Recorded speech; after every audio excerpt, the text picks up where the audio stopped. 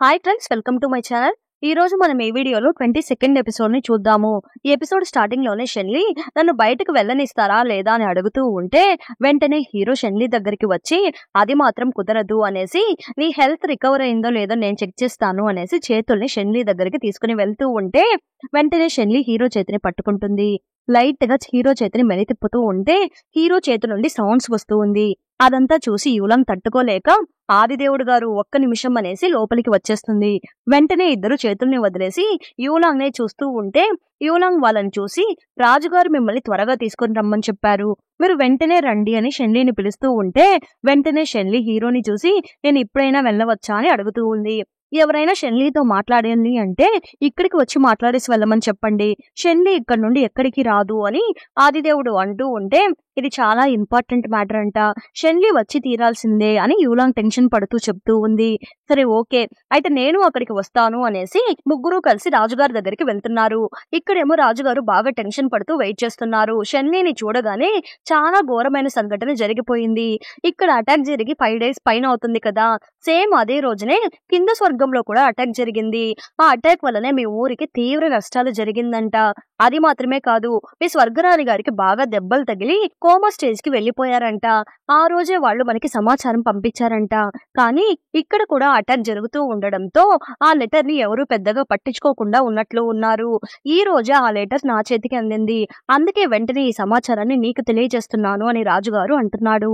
వెంటనే షెన్లీ సరే ఓకే, ఆ రోజే వీళ్ళకు కూడా అటాక్ జరిగింది, అందువల్లనే లెటర్ లేట్ గా అందింది, అందువల్ల ఇప్పుడు మనం వీళ్ళని ఏమీ అనలేము. 5 రోజుల ముందే అటాక్ జరిగింది అంటే ఇక్కడ జరిగిన అటాక్ కావాలనే మనల్ని డైవర్ట్ చేయడానికి చేసినట్లు ఉన్నారు. ఇక్కడ ఉన్న వాళ్ళు ఎవరు కింద స్వర్గానికి వెళ్ళకూడదు అని ప్లాన్ చేసినట్టు ఉన్నారు. దీని వెనకాల ఎవరో ఒక పెద్ద వ్యక్తి ఉన్నట్లు ఉన్నాడు. నెక్స్ట్ వాళ్ళు ఏం చేస్తారో ఏమీ అర్థం కావడం లేదు.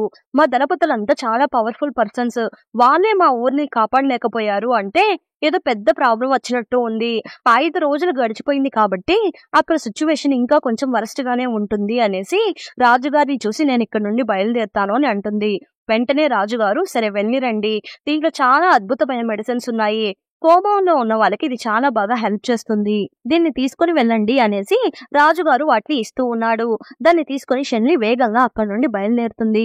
ఇప్పుడు హీరో రాజుగారితో కన్ఫర్మ్ గా ఇది పదవి కోసం జరుగుతున్న పోరాటం లాగా ఉంది అని అంటూ ఉంటే అది విని రాజుగారు నాకు అలానే అనిపిస్తుంది ఆదిదేవుడు గారు, కింద స్వర్గంలో ఎవరో స్వర్గరాణిని ఆ పదవి నుండి తీసేసి ఆ పదవికి వాళ్ళు రావాలని ట్రై చేస్తున్నారు, నాకు తెలిసి అలానే అనిపిస్తుంది. ఈ రోజు మీరు మీ ప్లేస్ నుండి బయటకు వచ్చారు కానీ మేము మీ డేని స్పాయిల్ చేసాము అని రాజు అంటూ ఉంటే అలంతా ఏం లేదు అని ఆదిదేవుడు అంటారు అనుకొని ఎక్స్పెక్ట్ చేసి హీరోనే చూస్తూ ఉంటే హీరో వెంటనే మీరు చెప్పింది నిజమే, సరే ఓకే నేను బయలుదేరుతాను అనేసి ఆదిదేవుడు అక్కడి నుండి వెళ్ళిపోతున్నాడు. షెన్లీ వేగంగా వెళ్తూ ఉన్నప్పుడు షెన్లీ కంటే ముందుగా ఆదిదేవుడు వచ్చి ఎదురుగా నిలబడుకొని ఉన్నాడు. వెంటనే షెన్లీ హీరో దగ్గరికి వెళ్ళి నన్ను బాగా చూసుకున్నారు, తనకి చాలా చాలా థ్యాంక్స్ అనేసి అక్కడి నుండి వెళ్ళిపోతూ ఉంటే హీరో షెన్లీని చూసి నన్ను నేను కంట్రోల్ చేసుకొని తీరాల్సిందే, కానీ ఏం చేసేది, కానీ నేను అలా కంట్రోల్ చేసుకోలేకపోతున్నాను, అలా కంట్రోల్ చేసుకోలేకే నా వాల్యూని నేనే అందరి ముందు పోగొట్టుకుంటున్నాను, ఇంక మీదట అయినా నేను కంట్రోల్లో అనుకుంటూ ఉన్నాడు. ఇక్కడ షెన్లీ వాళ్ళ కింద స్వర్గాన్ని చూపిస్తున్నారు.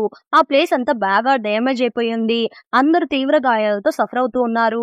షెన్లీ మెరుపులాగా అక్కడికి వెళ్ళి రాణిగారి ప్యాలెస్ దగ్గర దిగి నిలబడుకొని ఉంటే అక్కడున్న వీరులంతా కలిసి మన వార్గాడ్ వచ్చేసారు అని అంటూ వాళ్ళందరూ ఏడవడం స్టార్ట్ చేస్తున్నారు. అదంతా చూసి షెన్లీ యుద్ధ వీరులు ఏడవకూడదని తెలియదా, ముందు అందరూ తలపైకెత్తండి, ఏం ప్రాబ్లమ్స్ వచ్చినా మనం చూసుకుందాము అనేసి షెన్లీ లోపలికి వెళ్తూ ఉంది. అక్కడేమో చాలా మంది డాక్టర్స్ స్వర్గరాణిని చెక్ చేసి బయటకు వెళ్తూ ఉన్నారు. ఇంకా స్వర్గరాణి లేవలేదా అనేసి షెన్లీ లోపలికి వెళ్లి డాక్టర్ గారికి ఆ మెడిసిన్స్ ఇచ్చి ఇది రాజుగారు ఇచ్చింది, ఈ మెడిసిన్స్ యూజ్ అవుతుందో లేదో చెక్ చేయండి అనేసి రాణిగారికి ఏమైంది అని అడుగుతూ ఉంటే అందులో ఒక సీనియర్ డాక్టర్ ఉన్నాడు. అతను ఇప్పుడు ఎవరో ఒక అతను కత్తితో స్వర్గరాణి గొంతు మీద అటాక్ చేశారు, ఆ కత్తిలో విషం పూసినట్లు ఉన్నారు, ఆ విషం నార్మల్ విషం లాగా కనిపించడం లేదు, ఆ పాతల లోకం ఉంది కదా దాంట్లో నుండి నెగటివ్ ఎనర్జీస్ అంతా వస్తూ ఉంటుంది కదా, ఆ నెగటివ్ ఎనర్జీస్ ని యూజ్ చేసినట్లు అనిపిస్తూ ఉంది, అది రిమైనింగ్ వాళ్ళని ఏమీ చేయడం లేదు, మనలాంటి కింద స్వర్గంలో ఉండే వాళ్ళని మాత్రమే ఎఫెక్ట్ చేస్తుంది, మనల్ని అటాక్ చేయడానికి దీన్ని స్పెషల్ గా తయారు చేసినట్లు ఉన్నారు అని అంటూ ఉంటే అది విని షెన్లీ అసలు ఏం జరిగింది, మన దళపతులు ఎక్కడికి వెళ్ళిపోయారు అని అడుగుతూ ఉంటే వాళ్ళంతా బయట చెకింగ్ కి వెళ్లి ఉన్నారు. పైగా మీరు కూడా ఇక్కడ లేరు. కావాలనే ఎవరూ లేని టైం చూసి ఇదంతా ప్లాన్ చేసినట్లుగా ఉన్నారు. ఇంకా మన వీరుల్ని పూడ్చిపెట్టలేదు అని వాళ్ళు అంటూ ఉంటే, ఏంటి ఇంకా దళపతుల్ని పూడ్చిపెట్టలేదా? ముందు వీరుల్ని పూడ్చిపెట్టిన తర్వాతే దళపతుల్ని పూడ్చిపెట్టాలి అనే రూల్స్ ఉంది. కానీ 5 డేస్ అయినా కూడా ఇంకా దళపతుల్ని పూడ్చిపెట్టలేకపోయారు అంటే అంతమంది చనిపోయారా అని అడుగుతూ ఉంటే అందరూ సైలెంట్ గా చూస్తూ ఉన్నారు. ఇంకా రాణిగారు కోమాలోనే ఉన్నారు. త్వరగా రాణిగారిని క్యూర్ చేయండి అనేసి షెన్లీ అక్కడ నుండి వెళ్లిపోతుంది. షెన్లీ వాళ్ళ టీం మెంబర్స్ అంతా స్టే చేసే ప్లేస్ కి వెళ్లి చూస్తే అక్కడ చాలా మంది చనిపోయి ఉన్నారు. వాళ్ళ ఫ్యామిలీ మెంబర్స్ అంతా చుట్టూ కూర్చొని ఏడుస్తూ ఉన్నారు. షెన్లీ లోపలికి వెళ్ళగానే అందరూ షెన్లీని విష్ చేస్తున్నారు. వెంటనే షెన్లీ, మన వీరులు ఎంత స్ట్రాంగ్ అయిన పర్సన్స్ అని మనకి ముందే తెలుసు, కానీ ఒక్క అటాక్ తో మన వాళ్ళందరినీ ఇంత వీక్ గా చేసేసారు అంటే ఆ యుద్ధం ఎంత ఘోరంగా ఉంటుందో అని థింక్ చేస్తూ ఉండే లోపే అక్కడికి 2 దళపతులు వస్తున్నారు. మమ్మల్ని క్షమించండి, మేము దీన్ని అడ్డుకోలేకపోయాము అని అంటూ ఉంటే షెన్లీ వాళ్ళని చూసి, అసలు వీళ్ళు నా దళపతులేనా, ఏంటి ఇంత డల్ అయిపోయారు అనేసి వాళ్ళని చూసి బాధపడుతూ, అసలు ఏం జరిగిందో కొంచెం క్లియర్ గా చెప్తారా లేదా అని అడుగుతూ ఉంటే శత్రువులు ఇక్కడికి వచ్చారు. వాళ్ళు సుమారు ఒక 200 మంది దాకా ఉండవచ్చు, కానీ వాళ్ళు నార్మల్ పర్సన్స్ లాగా అనిపించడం లేదు. చాలా పవర్ఫుల్ గా ఉన్నారు. వాళ్ళ చేతిలో ఉండే బ్లేడ్ కొంచెం డిఫరెంట్ గా ఉంది. ఆ బ్లేడ్ తోనే అందరి తలల్ని కట్ చేసి పడేస్తూ ఉన్నారు. మన వీరులు వాళ్ళని ఏమీ చేయలేకపోయారు. మాలాంటి కొంచెం పవర్ఫుల్ పర్సన్స్ మాత్రమే కనీసం వాళ్ళని ఒక దెబ్బ అయినా కొట్టగలిగాము అని అంటూ ఉంటే అది విని షెన్లీ థింక్ చేయడం స్టార్ట్ చేస్తుంది. ఇంతకు ముందు వాళ్ళ దళపతిని ఒక పప్పెట్ లాగా మార్చేసి ఉన్నారు కదా, అతను ఎంత క్రూరంగా బిహేవ్ చేశాడు. అలాంటి పప్పెట్స్ నే ఒక 200 దాకా ఇక్కడికి వచ్చి ఉండవచ్చు. దాని వల్లనే మన వాళ్ళంతా ఇంత సఫర్ అయినట్టు ఉన్నారు అనేసి షెన్లీ అన్నిటినీ కరెక్ట్ గా గెస్ చేసేస్తుంది. అసలు మన స్వర్గరానికి ఏమైంది అని అడుగుతూ ఉంటే ఇక్కడికి వచ్చిన వాళ్ళలో ఒక అతను రాణిగారిని అటాక్ చేశాడు, కానీ అతను పప్పెట్ లాగా లేడు. అతను కొంచెం నార్మల్ గానే ఉన్నాడు. ఫేస్ అంతా ఒక క్లాత్ తో కవర్ చేసుకుని ఉన్నాడు. అతని కత్తితో మన స్వర్గరాన్ని అటాక్ చేసేసాడు అని చెప్తూ ఉంటే షెన్లీకి అర్థమైపోతుంది అతను ఎవరో కాదు, ఎన్నో జన్మల నుండి ఫూషంగ్ అనే పర్సన్ వస్తూ ఉన్నాడు కదా, అతనే ఇవన్నీ చేస్తున్నాడని అర్థమైపోతుంది. ఎందుకు అతను ఇలా చేస్తున్నాడు, అతనికి ఏం కావాలంట, దేనికోసం అలా చేస్తున్నాడు అని షెన్లీ అడుగుతూ ఉంటే మన రాణిగారి సీల్ ఒకటి ఉంది కదా, దాన్ని అతను తీసుకుని వెళ్ళిపోయాడు అని చెప్తూ ఉంటే అయితే ఇది పదవి కోసం జరిగిన గొడవలాగా ఉంది అని షెన్లీ థింక్ చేస్తూ ఉంది. ఇప్పుడు ఒక రూమ్ లోకి వెళ్ళి చూస్తే అక్కడ చాలా మంది దళపతులు చనిపోయి ఉన్నారు. నేను కొన్ని రోజుల ముందు ఇక్కడ నుండి వెళ్తున్నప్పుడు ఇక్కడ అందరూ హ్యాపీగా నవ్వుతూనే ఉండేవారు, కానీ ఇప్పుడు వీళ్ళు ఎవరు అని కూడా గుర్తుపట్టలేకపోతున్నాము. అంతగా వీళ్ళ బాడీస్ కి డ్యామేజ్ జరిగిపోయింది అనేసి ఒక పెట్టె దగ్గరికి వెళ్లి చూస్తే అక్కడ ఓన్లీ ఆయుధం మాత్రమే ఉంది. ఇది ఎవరి శవ పెట్టె, బాడీ లేదేంటి అని అడుగుతూ ఉంటే అది మోఫాంగ్ది అని అంటున్నాడు. అది విని షెన్లీ షాక్ అయిపోతుంది. మోఫాంగ్ గురించి నేను ఇంతసేపు థింక్ చేయలేదు. ఏం జరిగింది మోఫాంగ్ కి, ఏమైంది అని అడుగుతూ ఉంటే 3 పప్పెట్స్ ని అటాక్ చేయడానికి మోఫాంగ్ లోపలికి వెళ్ళాడు, కానీ ఆ పప్పెట్స్ అంతా కలిసి ఒకేసారిగా మోఫాంగ్ ని మింగేశాయి. నేను నా కళ్ళతో చూశాను అని దళపతి అంటూ ఉంటే నేను నా కళ్ళతో మోఫాంగ్ బాడీని చూస్తే గాని మోఫాంగ్ చనిపోయాడు అని నేను నమ్మను అనేసి ఆ పెట్టెని పగలగొట్టేస్తుంది. చాలా మంది చనిపోయారు, కానీ నేను చేయగలిగింది ఒక్కటే, రిమైనింగ్ ఉన్న వాళ్ళని జాగ్రత్తగా కాపాడుకోవడమే. నా వల్ల అయినంత వరకు నేను పోరాడుతాను అనేసి బయటకు వచ్చి చనిపోయిన వాళ్ళ ఆత్మ శాంతించాలని ప్రేయర్ చేస్తుంది. తన ఆయుధం నుండి కొంచెం పవర్స్ ని తీసి వాళ్ళ కష్టాలంతా మారిపోయేలాగా ఒక మంత్రాన్ని వేసి కన్ఫామ్ గా మీ అందరి కోసం నేను పగ తీర్చుకుంటాను, ఇది నా ప్రాణం మీద ప్రామిస్ అని ప్రామిస్ చేస్తుంది. ఇక్కడ ఫూషంగ్ నిలబడుకొని ఉన్నాడు, బ్లాక్ డ్రెస్ వేసుకొని. అప్పుడు ఒక అసిస్టెంట్ వచ్చి ఒక మాయ ముత్యాన్ని వెతుక్కుంటూ మీరు అక్కడికి వెళ్లారు, కానీ అది దొరకలేదు. కానీ అంతలోనే షెన్లీ మళ్ళీ తిరిగి వచ్చేసిందంట. శాంతిని నెలకొల్పడానికి అందరితో కలిసి మాట్లాడుతూ ఉందంట అని చెప్తూ ఉంటే ఆ ఫూషంగ్ తిరిగి చూసి నాకు ఆ ముత్యం కావాలి, అది నేను ఆ కింద స్వర్గంలో ఎంత వెతికినా దొరకలేదు అంటే ఆ రాణి దాన్ని మళ్ళీ షెన్లీకి తిరిగిచ్చేసినట్లు ఉంది. వేరే దారి లేదు, డైరెక్ట్ గా వెళ్లి షెన్లీని మీట్ అయ్యి షెన్లీని చంపేసి ఆ ముత్యాన్ని సొంతం చేసుకోవాలి అని అంటూ ఉంటే దానికి అసిస్టెంట్ మన పప్పెట్స్ కి బాగా దెబ్బలు తగిలాయి, వేరే కొత్త పప్పెట్స్ ని రెడీ చేయడానికి ఇంకా కొంచెం టైం పడుతుంది అని అంటూ ఉంటే అది విని ఫూషాంగ్ అసిస్టెంట్ ని తంతూ ఉన్నాడు. ఎంతమంది ఇంకా మిగిలి ఉన్నారో వాళ్ళందరినీ రెడీగా ఉండమని చెప్పండి, మనం కింద స్వర్గాన్ని అటాక్ చేద్దాము. అప్పుడు షెన్లీ ఆటోమేటిక్ గా బయటకు వస్తుంది. అప్పుడు నేను షెన్లీని చంపి ఆ ముత్యాన్ని సొంతం చేసుకుంటాను. దాని తర్వాత మన చిన్న లీడర్ మనల్ని ఎంత తిట్టినా మనతో ఎంత గొడవ పడినా కూడా ఆల్రెడీ షెన్లీ చనిపోయి ఉంటుంది కాబట్టి మనల్ని ఇంకా ఏమి చేయరు. అనేసి అందరినీ రెడీ చెయ్యి అని చెప్పగానే అలానే అనేసి అసిస్టెంట్ అక్కడ నుండి వెళ్ళిపోతున్నాడు. ఇప్పుడు ఫూషాంగ్ చెట్లలో నుండే నెగటివ్ ఎనర్జీస్ అన్నిటిని కలెక్ట్ చేస్తున్నాడు. ఆ చెట్లన్నీ చనిపోయి అందులో ఉన్న నెగటివ్ ఎనర్జీస్ అంతా ఫూషాంగ్ చేతికి వస్తుంది. దాన్ని ఒక టాబ్లెట్ లాగా మార్చి దాన్ని వేసుకొని ఏదో ఎనర్జీ అంతా వస్తున్నట్లు ఫీల్ అవుతూ ఉన్నాడు.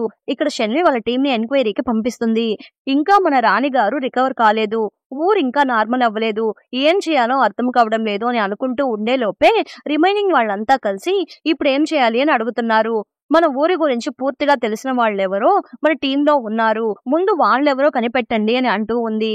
అంతలో ఒక అతను పరిగెత్తుకుంటూ వచ్చి మళ్ళీ ఆ పప్పెట్స్ వస్తున్నాయి, కానీ ఈసారి ఎక్కువగా రావడం లేదు, ఒక 5-6 మాత్రమే వస్తున్నాయి, అవన్నీ ఆ పాతాళ లోకం వైపుకి వెళ్తూ ఉన్నాయి అని చెప్తూ ఉంటే వెంటనే అక్కడున్న దళపతులు ఏంటి పాతాళ లోకం వైపుగా, ఇప్పుడే ఆ ప్లేస్ ని ఆదిదేవుడు గారు మంత్రవలయం వేసి క్లోజ్ చేసి వెళ్లారు, ఇప్పుడు మళ్ళీ అవి ఆ మంత్రవలయాన్ని రిమూవ్ చేశాయి అంటే అక్కడ ఉన్న చీమయిలంతా బయటకు వచ్చేస్తాయి, అప్పుడు మన ఊరికి చాలా ప్రమాదం అని అంటున్నారు, దీన్ని ఊరికే వదిలిపెట్టకూడదు, నేనే డైరెక్ట్ గా వెళ్ళి చూసుకుంటాను అని అంటూ ఉంది. అది విని దళపతులు మీరు వెళ్ళకండి, మేం వెళ్తాము, మీ ప్రాణాలు మాకు చాలా ఇంపార్టెంట్ అని చెప్తూ ఉంటే నా ప్రాణాల కంటే మీ ప్రాణాలు చాలా ఇంపార్టెంట్, నేను ఆల్రెడీ ఇలాంటి పప్పెట్స్ ని చూసి ఉన్నాను కాబట్టి నేను కొంచెం కాన్ఫిడెంట్ గా వాటితో ఫైట్ చేయగలను, నేను నా చీఫ్ దళపతుల్ని కొంతమందిని మాత్రం నాతో తీసుకుని వెళ్తాను, మీరంతా ఇక్కడే ఉండి జాగ్రత్తగా అన్నిటిని చూసుకోండి అని అంటూ ఉంటే ఇదేమైనా మనం ఫస్ట్ టైం యుద్ధం చేస్తున్నామా, మీరు ధైర్యంగా వెళ్ళండి అని వాళ్ళు అంటున్నారు. షెన్లీ కొంతమందిని తీసుకుని అక్కడి నుండి యుద్ధానికి వెళ్తూ ఉంది. అక్కడున్న ప్రజలంతా కలిసి వీళ్ళు సేఫ్ గా తిరిగి రావాలి అని దేవుడికి ప్రేయర్ చేస్తూ డాన్స్ చేస్తూ మన దగ్గర ఎలాంటి పవర్స్ లేదు కాబట్టి మనం యుద్ధాల్లో పాల్గొనలేము, మనం చేయగలిగిందంతా ఓన్లీ దేవుడికి ప్రేయర్ చేయడమే అనేసి అందరూ కలిసి ప్రేయర్ చేస్తున్నారు. అక్కడ కొంతమంది పిల్లలు ఆడుకుంటూ ఉన్నారు. అప్పుడు అందులో ఒక బాబు ఒక ఇంటిని క్రాస్ చేసుకుంటూ వెళ్తూ ఆ ఇంటిని చూసి ఇందులో ఏదో నెగటివ్ ఎనర్జీ ఉన్నట్లు ఆ అబ్బాయికి అనిపిస్తుంది. వెంటనే అతను వాళ్ళ ఫ్రెండ్స్ అందరినీ తీసుకుని వచ్చి రండి లోపలికి వెళ్ళి చెక్ చేద్దాము అనేసి వెళ్ళి చూస్తే అక్కడ ఒక మాస్క్ వేసుకొని ఎవరో ఉన్నారు. అది మరెవరో కాదు, వాళ్ళ ఫ్రెండ్ లో ఒకడు. ఆ చిన్న బాబు ఏంటి మోసపోయారా, నన్ను చూసి భయపడిపోయారా అని నవ్వుతూ ఉన్నాడు. అప్పుడు వీళ్ళందరినీ తీసుకురావడానికి వచ్చిన బాబు ఒకడున్నాడు కదా, అతను సడన్ గా కనిపించకుండా మాయమైపోతున్నాడు. మిగిలిన వాళ్ళందరూ అక్కడి నుండి వెళ్ళిపోతున్నారు.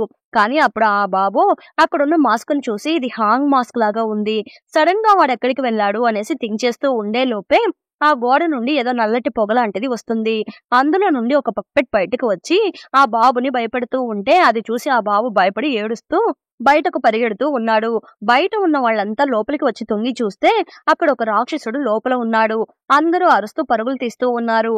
అక్కడ చాలా పప్పెట్స్ బయటకు వస్తూ ఉన్నాయి. జనాలు వాటిని చూసి భయపడి పరుగులు తీస్తూ ఉంటే ఆ బాబు కింద పడిపోయి ఏడుస్తూ ఉన్నాడు. మన షెన్లీ వాళ్ళ టీంతో కలిసి పైన ఎగురుకుంటూ వస్తూ ఉంది. షెన్లీని చూసి అక్కడున్న వాళ్ళంతా కొంచెం రిలాక్స్ అయిపోతున్నారు. షెన్లీ అక్కడున్న పప్పెట్స్ అన్నిటిని అంతం చేస్తూ ఉంటే ఆ బాబు షెన్లీని ప్రేమతో చూస్తూ ఉన్నాడు.